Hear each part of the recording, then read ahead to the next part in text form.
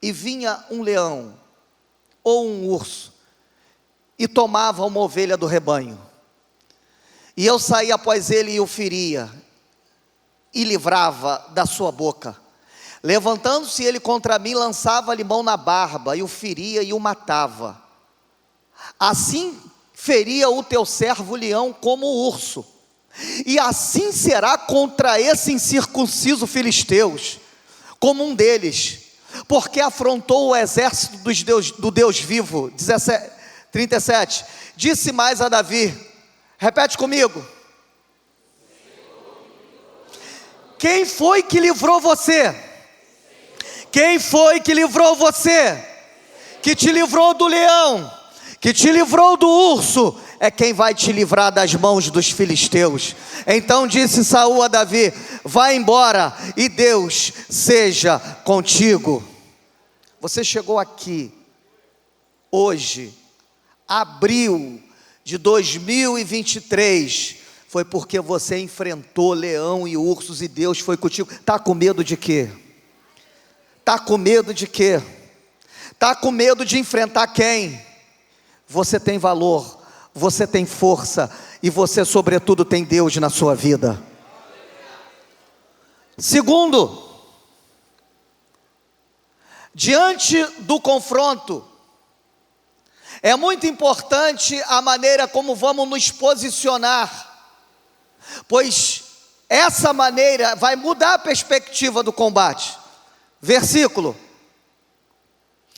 1 Samuel 17, 26. Então falou Davi aos homens que estavam com ele, dizendo: o que vai ser feito com o homem que ferir esse filisteu e tirar a afronta de sobre Israel? Pois quem é esse incircunciso para afrontar para afrontar o exército do Deus vivo? Veja, todo Israel está vendo um gigante, e o que Davi está vendo? Um incircunciso. E o poder da circuncisão era muito grande. E o que ele está dizendo para nós? O que Davi está dizendo? Eu tenho a circuncisão, eu tenho uma aliança. Eu tenho uma aliança com Deus.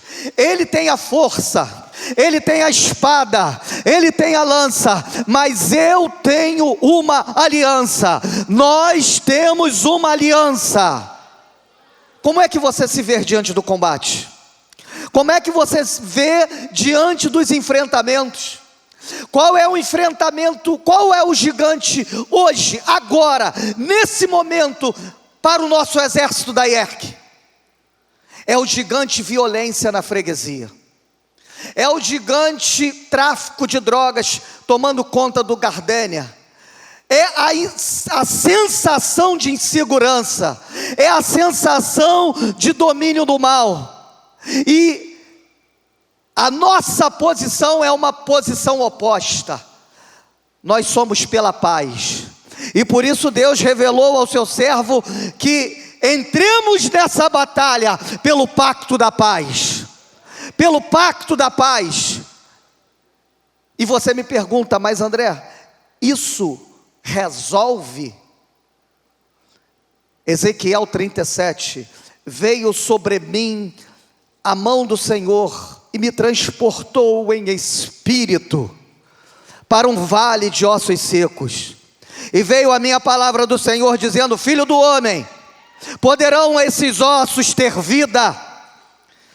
E eu disse: Senhor, tu sabes. Sou eu que sei, Ezequiel. Então profetiza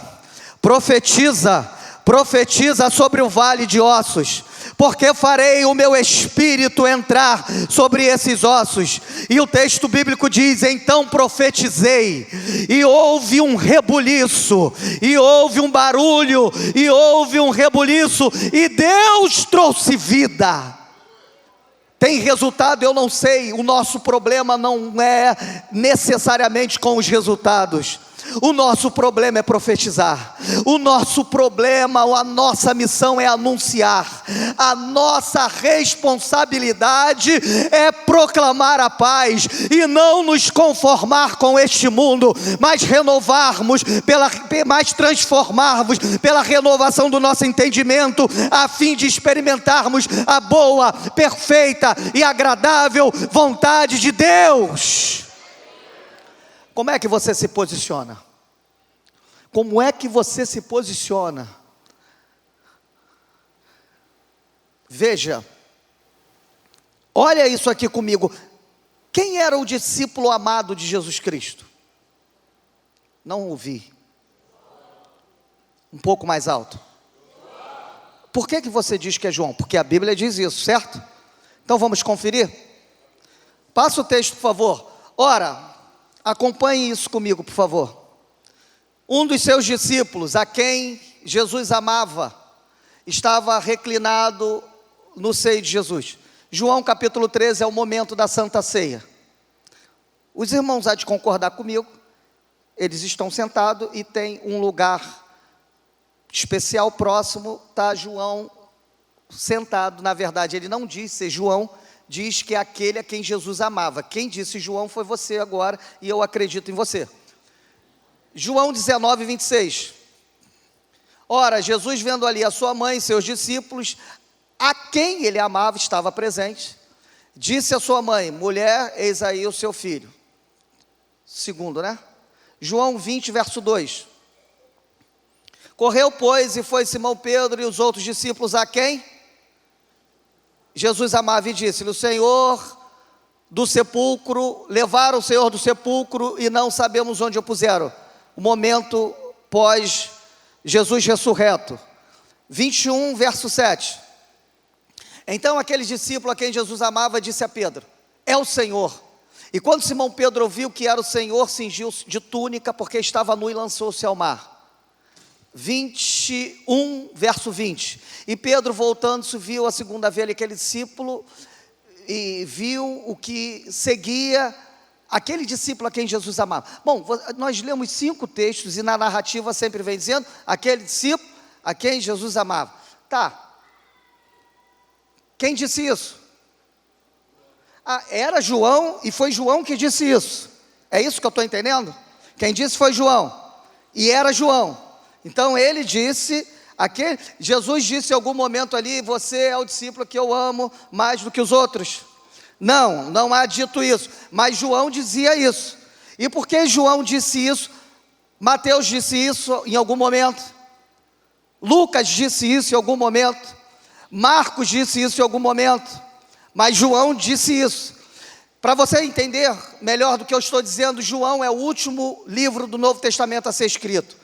João retorna da ilha de Patmos por volta de 95 depois de Cristo e vai para Éfeso, pastorear a igreja em Éfeso. E ali é produzido a narrativa do Evangelho de João, que é escrito para a igreja do Senhor Jesus. E nessa narrativa, nessa produção, quando chega na hora de falar sobre ele de forma brilhante dizia: e aquele discípulo que Jesus amava, não quero dizer o meu nome, não quero falar que sou eu, mas sabe, eu quero que você entenda, ele tinha um carinho especial. Ele começa a narrar. E por que ele faz isso? Porque ele se via, fala comigo, porque ele se via assim, ele se via amado, ele se via de forma carinhosa pelo Mestre.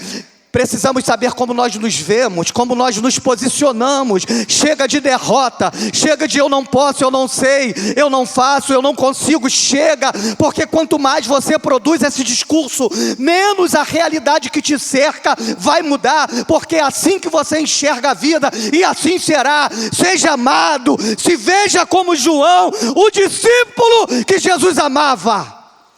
Aleluia, aleluia. Como é que você se enxerga diante dos enfrentamentos? Como é que você se enxerga?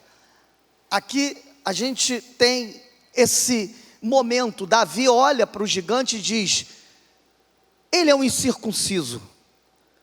Eu tenho uma aliança. Eu tenho uma aliança com Deus. Eu posso enfrentar essa dificuldade. Eu posso enfrentar, porque eu tenho uma aliança com Deus. Terceiro ponto. Quantos estão entendendo, diz amém. Quantos estão recebendo, diga aleluia. Terceiro ponto. Existem coisas que Deus já decidiu a seu respeito, mas você ainda não sabe disso. 1 Samuel, capítulo 13, versículo 14. Porém agora não subsistirá o teu reino. Já tenho buscado, Senhor, para si um homem segundo o seu coração. Profeta Samuel falando para Saul. Saul, você desobedeceu, você fez o que não deveria. Obedecer é melhor do que sacrificar. E o teu reino não subsistirá. Porque Deus já tem buscado para si um homem segundo o seu coração. E já lhe tem ordenado o Senhor que seja chefe sobre o seu povo. Porquanto não guardaste o que o Senhor te ordenou. Versículo 16, 1. Então disse o Senhor a Samuel: até quando suportarás, Saul, havendo